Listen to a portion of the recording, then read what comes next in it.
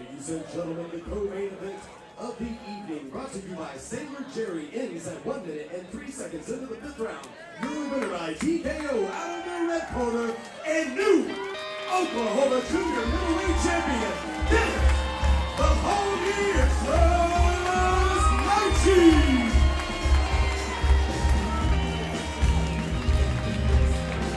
A word from Mr. Dennis Knifechief. Hey man, I just want to appreciate everyone coming out tonight. Man, I'm going to God. I give all my strength and everything to God. He gives me strength, man. I'm struggling with addictions and all that, man. And you can do anything you want to. God bless. Your new Oklahoma Junior Middleweight Champion, ladies and gentlemen.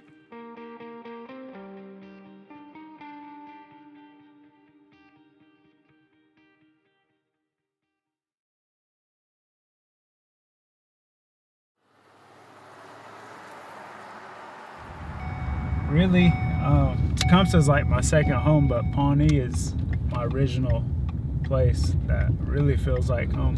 But yeah, Tecumseh and Shawnee feels great because I know a lot of my friends and they really support me in my boxing. But I feel like Tecumseh Shawnee area is where I need to be at, and yeah, it's like home to me now. We lived here in Tecumseh. We moved after I graduated. We moved here to Tecumseh, and I started working for the Citizen Potawatomi Nation, and so we moved the kids down here and to go to school. And I did all the research, looked at all the schools, but I was a single parent too. Anyways, throughout that time, my mom was taking care of three of us, me, my big brother, and my little sister. She's on her own, and now she achieved her master's degree. She's a council member.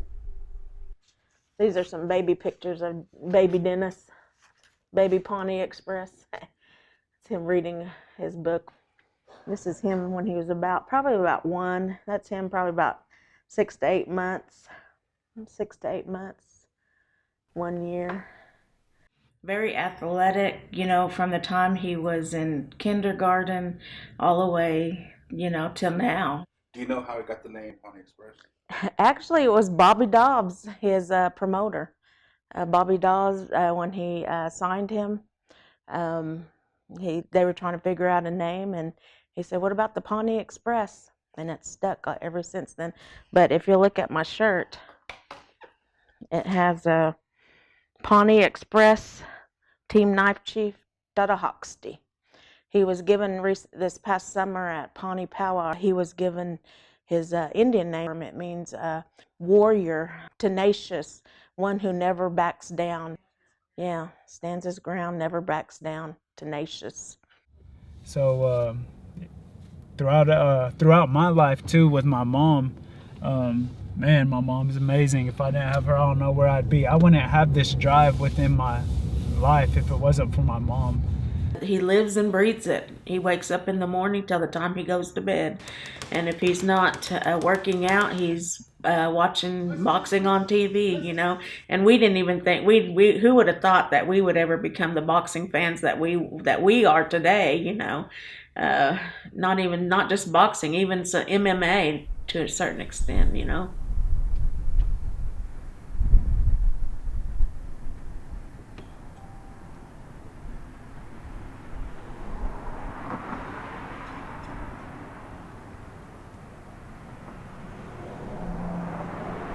We get some good work in today, probably 4 to 5 rounds.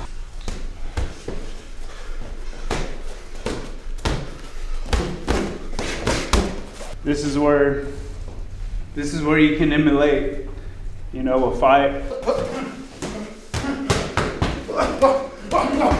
This is where you work on all the things your coach, teaches you, and learn to be calm.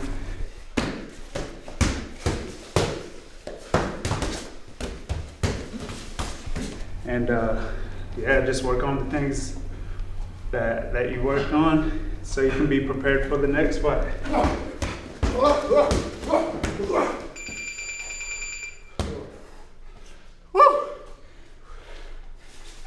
I know. go for now. Huh? That's all I got for All right, now. thank you, bro.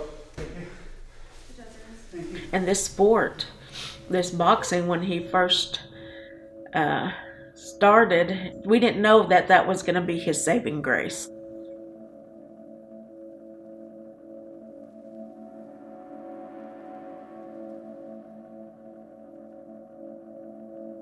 Like I said, I had a great mom, gave me everything I needed to achieve, to be great, to do good in school, but I just chose not to listen. I didn't have my dad there. So I guess I use that as an excuse to rebel.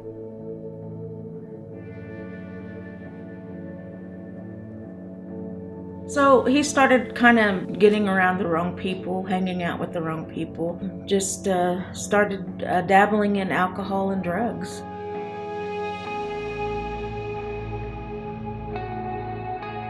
I was just kind of, I just didn't want to better myself, just because the peer pressures of drugs and alcohol, and I got sucked into it. And I got in trouble at 16, got sent away for a year. One time I punched a glass, and I was in a blackout, and I about lost my arm. They said I wouldn't be able to use it. There's a scar, there's a vein right here. It barely missed. But anyways, after that, I continued to drink. I got addicted to pain meds after that, after they gave me pain meds for my arm. And then, I just continued that vicious cycle and got in trouble, got sent off.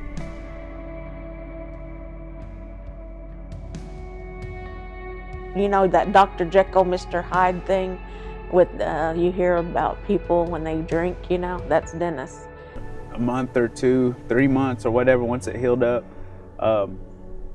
I continued to do it, like I say. And then one day I got in trouble, and the cops put me in a cell to detain me, to detox me. And they were about to send me home, but I grabbed a chair and I was trying to bust the window. So yeah, that's when I got sent off, man, for a year.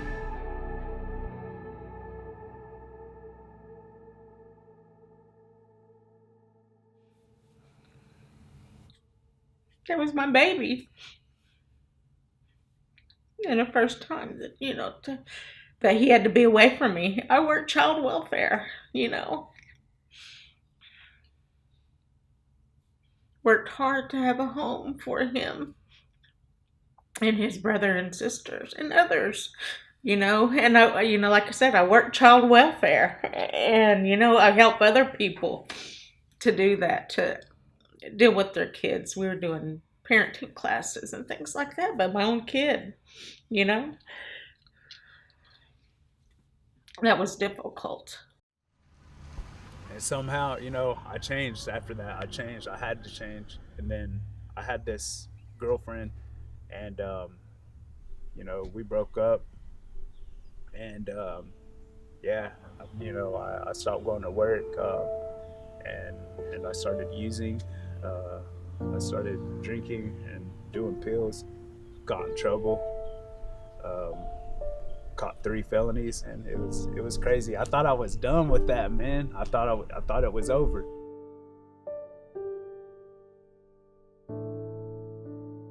He called me, and I remember because I was in the other room. We had our family room in the other room at that time, and he called me, and it was a collect call from Potawatomi County Jail. My mom made me stay up in there. She made me stay in there. She didn't pay for a lawyer or nothing. And I told him, I said, well, Dennis, you're going to have to stay in there. I'm not going to get you out. And that was hard.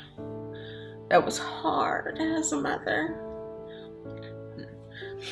But I felt like if I got him out, or I enabled him, if you will, that I wasn't doing him any favors, that he needed to think about what he did and what road he was going down, and hopefully, and just, hopefully that he would learn from it, so. Okay, so they offered me a 5-year suspended to where I would never get these things wiped off my record. So I was like, as long as you get me out of here, I'll take whatever, you know. But a month before my probation ended, I blacked out again, man, the same thing. And it was crazy, man. I blacked out. I was with my cousin. Man, I got in trouble again. I assaulted an officer.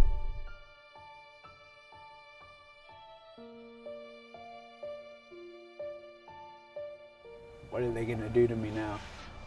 I'm definitely out of here. Like, this is it, man. They gotta send me to prison now. I've done had too many chances. So it was heartbreaking, and it still hurts, you know. Nobody likes to see their kids have to go through that. Oh, and I got to talk to the officer. I told him my story. I told him what happened. I told him I'm sorry. That's not me. But I relied on my faith. I had my mother, my family, my other 2 children, you know. Prayed a lot, you know, for that God would intercede and take care of him while he was away from us. Yeah, man, he dropped the charge. He dropped the assault charge. Yeah, so all I got was a DUI. It was a felony DUI in 2016. So yeah, man, that's what happened. Now here I am. Man, if I didn't have boxing, dude, like all my friends and my family that have passed away, some people commit suicide because of drugs and alcohol, or overdosing, or getting into wrecks because of bad choices. I made all them bad choices, but I'm still here, man. I believe in God. I believe that he has something great for me. And I know something good is gonna happen.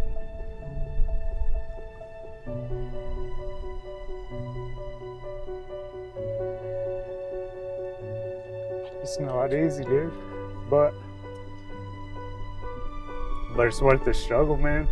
Like I've struggled so much to just make it worse for myself. And now I can struggle for something good. What I'm doing today, man, I'm here to be great daily so I can inspire people that struggle like me, that have a past like me. I go try to get an apartment or something and I get denied. I'm haunted by these felonies and these mistakes that I've done. I feel the devil working on me, but I'm not gonna quit, man. The devil, he's trying to put doubts in my head, make me want to quit, but I'm not quitting.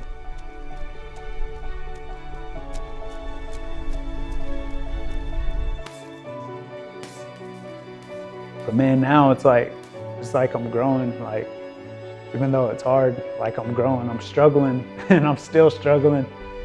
But I'm fighting the good fight, man. And that's a blessing that I can do that. And boxing, God has put boxing in my life for me to be in this position.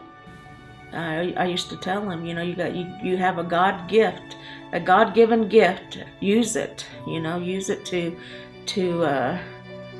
teach others, you know, use it to benefit others and be a leader that, you know, God wants you to be. So. And I'm ready to inspire the world and let them know that through any struggles, through any past, through any record or whatever, they still have a future and they can do it. They can do it, man.